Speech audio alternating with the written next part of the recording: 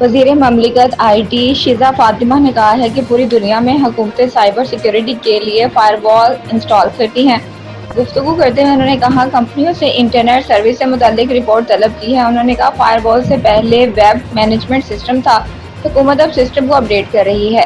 Cyber security کے حملوں سے بچنے کے لیے فائر وال انسٹال کی جاتی ہے۔ جلد آگاہ کریں گے کہ اب تک کتنے سائبر حملے ہو چکے ہیں۔ پہلے صرف واٹس ایپ کے سست ہونے کی شکایات آ رہی تھی۔ وزیر مملکت آئی ٹی نے کہا کہ انٹرنیٹ کی سست روی سے متعلق انٹرنیٹ سروس فراہم کرنے والی کمپنیوں سے ڈیٹا مانگا ہے۔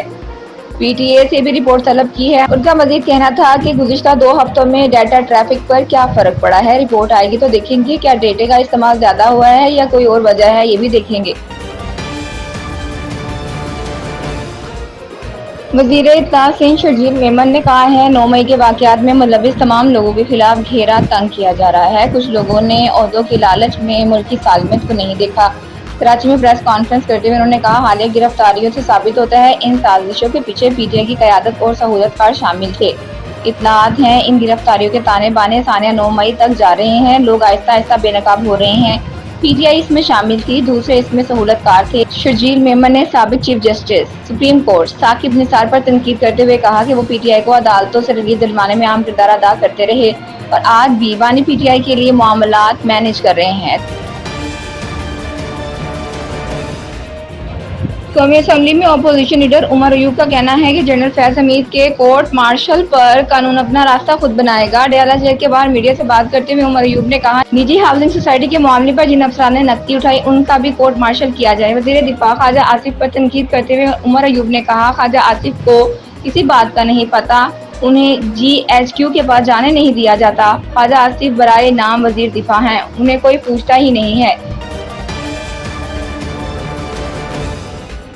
سابق وزیر اعظم اور مسلم لیگ نون کے صدر نواز شریف نے کہا ہے کہ ملک کو ڈیفالٹ سے بچایا اور اب عوام کو ڈیفالٹ سے بچانا بھی ہمارا بڑا امتحان ہے۔ نون لیگ کے صدر نواز شریف کی زیر صدارت ماڈل ٹاؤن لاہور میں پارٹی کا مشاورتی اجلاس ہوا جس میں وزیر اعظم شہباز شریف نے بھی شرکت کی۔ اجلاس میں عوام کو مہنگائی خاص طور پر بجلی کے مہنگے بلوں میں ریلیف دینے پر غور کیا گیا۔ اپنے خطاب میں نواز شریف نے کہا بجلی کے مہنگے بل عوام کے لیے ناقابل برداشت ہیں۔ پی ٹی آئی کی لائی تباہی مہنگائی اور مہنگے بل، عوام ہم سے ریلیف کی توقع کرتے ہیں۔ Army chief general Asim Munir نے کہا ہے کہ دشمن عناصر کی جعلی خبروں اور پروپیگنڈے کے گھنونے خطرے سے خبردار رہنا ہوگا۔ یہ پروپیگنڈا عوام اور مسلح افواج کے درمیان تعلقات کو کمزور کرنے کے لیے کیا جاتا ہے۔ انہوں نے یوم آزادی کے موقع پر آرمی ویٹرنز کے اعزاز میں استقبالیہ دیا۔ پاک فوج کے شعبہ تعلقات عامہ آئی ایس پی آر کے مطابق تقریب میں ریٹائرڈ فوجی افسران اور جوانوں نے بڑی تعداد میں شرکت کی۔ اس موقع پر آرمی چیف نے ویٹرنز کی خدمات کو دلی خراج تحسین پیش کیا۔ ویٹرنز کی لگن اور قوم کی تاریخ تشکیل میں اہم کردار کو سراہا۔ سربراہ پاک فوج نے چیلنجز کے مقابلے میں اتحاد اور لچک کی بنیادی اہمیت پر بھی زور دیا۔ جنرل چیف آرمی چیف نے کہا کہ استقبالیہ سے خطاب میں کہ ویٹرنز پاکستان کی ترقی میں اہم کردار ادا کر رہے ہیں۔